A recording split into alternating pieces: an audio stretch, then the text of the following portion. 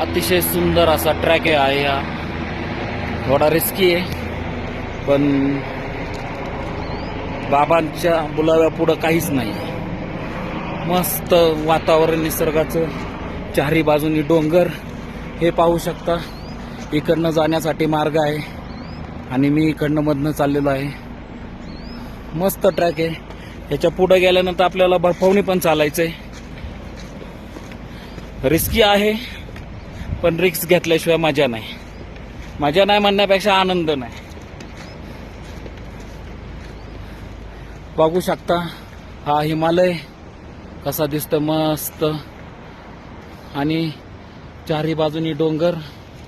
अतिशय सुंदर असा ट्रॅक आहे. शॉर्टकट आहे, पण